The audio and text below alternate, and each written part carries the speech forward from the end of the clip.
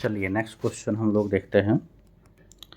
To battery of EMF 6 volt and 3 volt and internal resistance 0.8 ohm and 0.2 ohm respectively are connected in series to an external resistance capital R as shown in figure. Find the value of R so that potential difference across 6 volt battery is 0. Very important question.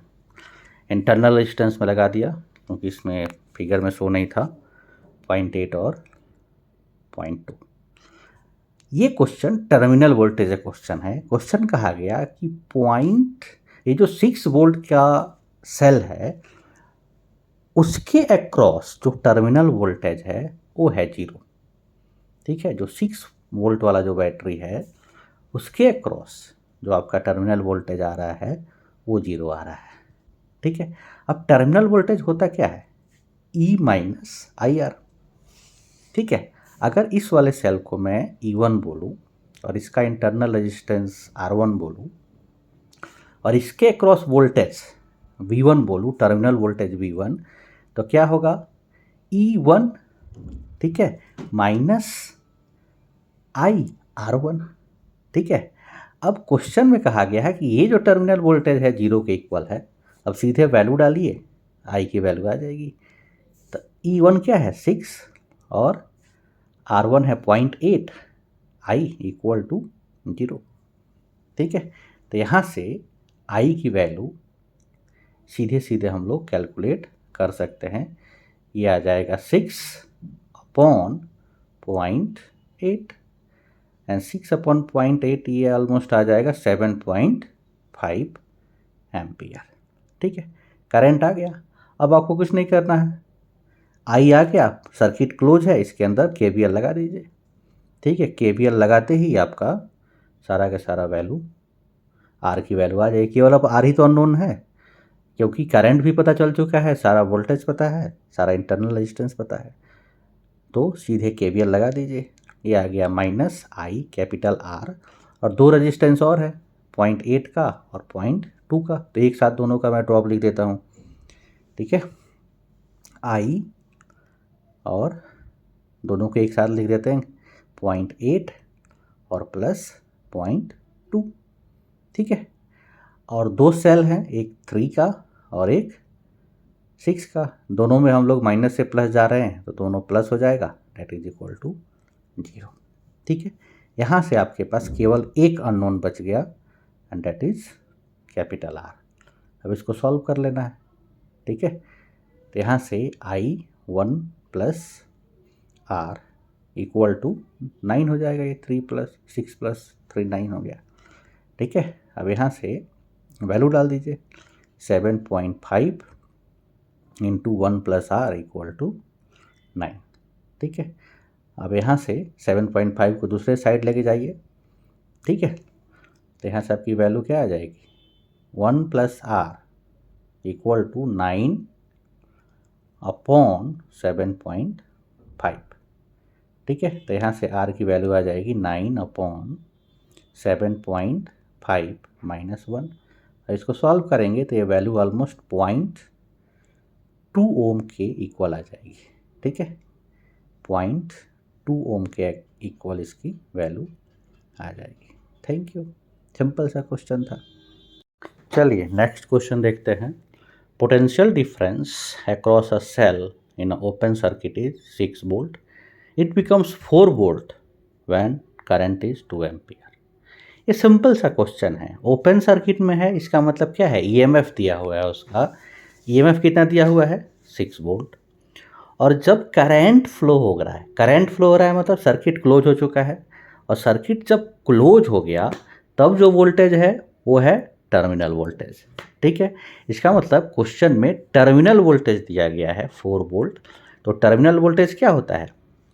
ये होता है E minus IR। Simple सा बात है। अगर आपके पास एक cell है जिसका resistance small r internal resistance है, ठीक है, तो जो टर्मिनल वोल्टेज होता है ये 2 टर्मिनल के बीच का वोल्टेज है। ठीक है, सिंपल सा कहानी है इसमें। ये है स्मॉल r और यहाँ पे है EMF E। तो जो टर्मिनल वोल्टेज हो जाएगा V equal to E minus I R, सीधे वैल्यू रख देंगे। E की वैल्यू 6 वोल्ट है और टर्मिनल वोल्टेज की वैल्यू 4 वोल्ट है, I की वैल्यू 2 एम्पियर है। सबकी वैल्यू डालिए, आपके पास आंसर आ जाएगा। ठीक है, E minus I R, value डालिए 4 that is equal to 6 minus 2 into R. तो यहाँ से आर की वैल्यू आ जाएगी 6 माइनस 4 2 अपॉन 2 1 एम्प। चलिए आज हम लोग 2024 का एक क्वेश्चन देखते हैं इलेक्ट्रिसिटी का। Student asked to connect 4 cells each of EMF E and internal resistance R in series, but he connect one cell wrongly in series with other cell. The equivalent EMF and equivalent internal resistance of combination will be। ठीक है, तो ये basically आपके combination of cell का question है कि अगर किसी सेल को, एक सेल को या एक से ज़्यादा सेल को आप रॉन्गली कनेक्ट करते हैं तो क्या होता है। ठीक है, अगर ईएमएफ का जो फार्मूला है हमें मालूम है पहले से कि जो ई इक्विवेलेंट होता है वो क्या होता है, E1 plus E2 plus E3 dot dot dot EN।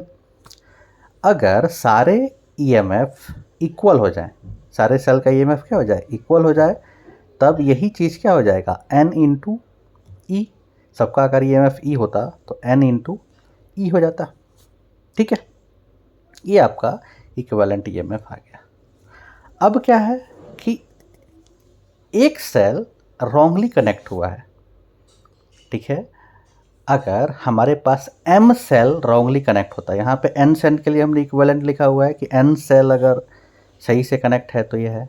अगर M सेल रॉन्गली कनेक्टेड होता, ठीक है, रॉन्गली कनेक्टेड होगा तो हमारे पास क्या फार्मूला होगा। ठीक है, ये रॉन्गली थोड़ा सा स्पेलिंग गलत हो गया तो इसको मैं मिटा देता हूँ। ठीक है, M सेल अगर रॉन्गली कनेक्ट है तो हमारे पास जो फार्मूला आता है, ठीक है, वो आ जाएगा Ne माइनस 2Me। मतलब एक सेल जो है दो सेल को खा जाएगा। दैट मीन्स अब जो इक्विवेलेंट ईएमएफ आएगा वो आएगा Ne माइनस 2Me। मतलब M सेल अपने से M सेल को और खा जाएगा। एक सेल दूसरे एक और सेल को खाता है, मतलब एक सेल दो सेल का नुकसान करता है। ठीक है, अब यहाँ पे क्या था, 4 सेल थे तो 4E हो गया, माइनस एक सेल रॉन्गली कनेक्टेड है तो एक और को खाएगा तो 2 हो गया, 2 माइनस, तो यहाँ पे आ जाएगा 2E। ठीक है, अब आते हैं R के ऊपर। तो R क्या होता है, सीरीज में R equal to R1 plus R2 plus R3 plus R4, क्योंकि सीरीज में तो डायरेक्ट ऐड होता है। ठीक है, अब क्योंकि सबका इंटरनल रेजिस्टेंस R ही है तो ये क्या हो जाएगा 4R। इसका मतलब जो हमारा आंसर आना चाहिए ये हमारा डी आना चाहिए। Thank you. चलिए नेक्स्ट क्वेश्चन देखते हैं। A uniform wire of length capital N and cross sectional area capital E and resistance capital R, wire is uniformly stretched so that its length increases by 25%. Calculate percentage increase in resistance. अब एक चीज़ याद रखिए, हमें निकालना क्या है, percentage change निकालना है। तो परसेंटेज चेंज क्या होता है, delta R upon R into 100। इसका मतलब क्या है कि हमें R2 minus R1 upon R1 into 100 निकालना है। ठीक है, क्योंकि हमें परसेंटेज चेंज निकालना था। ठीक है, अब देखिए क्वेश्चन में कहा गया है कि जो लेंथ है वो 25% से बढ़ गया है। ठीक है, इसका मतलब क्या है कि जो इनिशियल लेंथ था उसमें 25% और ऐड हुआ है। ठीक है, इसका मतलब L2 जो आएगा, जो L2 आना चाहिए, ठीक है, वो किसके इक्वल होना चाहिए, L1 प्लस 25% ऑफ L1। ठीक है, यही तो क्वेश्चन है। तो जो L2 आएगा वो क्या हो जाएगा, L1 प्लस 25%। 25% का मतलब क्या होता है, 0.25। तो 0.25 L1, तो ये कितना हो गया, 1 प्लस 25 L1। तो यहाँ से L2 अपॉन L1 क्या आ जाएगा, 1.25। ठीक है। अब एक चीज़ और बताइए, जब आप वायर को स्ट्रेच करते हैं तो उसका वॉल्यूम चेंज नहीं होता है। फिर से ध्यान दीजिए, उसका वॉल्यूम सेम रहेगा, मतलब इनिशियल वॉल्यूम और फाइनल वॉल्यूम क्या होगा, सेम होगा। और वॉल्यूम होता है एरिया इंटू लेंथ। इसका मतलब कि A1 L1 क्या होगा, A2 L2 के इक्वल होगा। इसका मतलब कि L2 अपॉन L1 किसके इक्वल हो जाएगा, A1 अपॉन A2 के।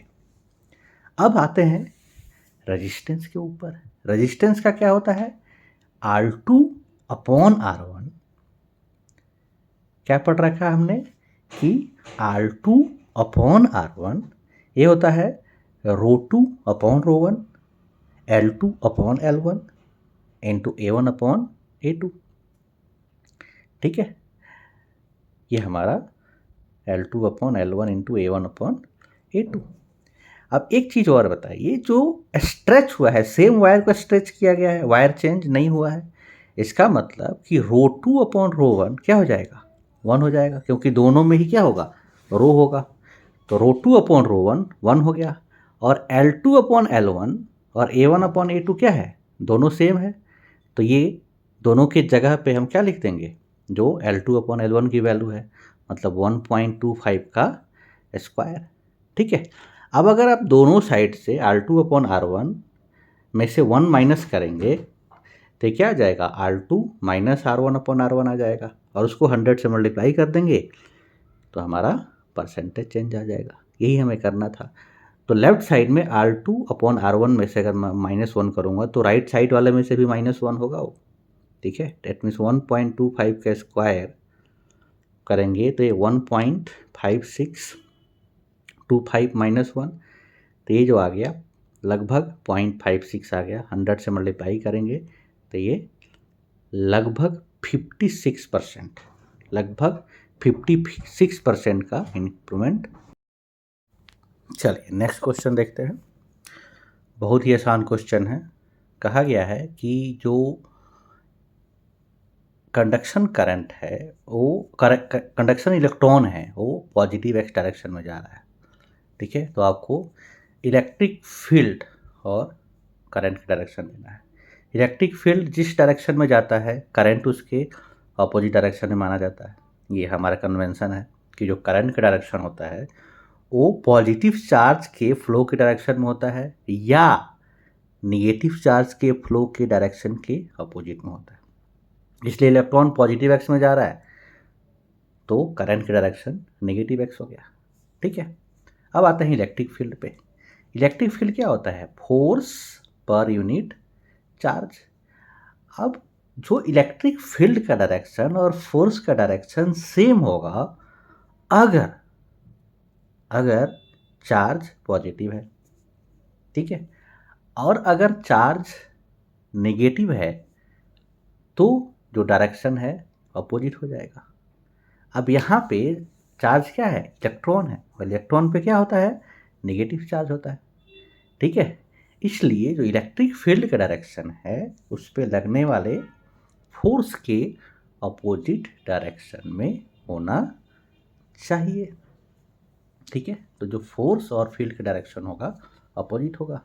इसलिए जो इलेक्ट्रिक फील्ड है और जो करंट डेंसिटी है दोनों ही निगेटिव एक्स डायरेक्शन में होंगे। ठीक है, थैंक यू।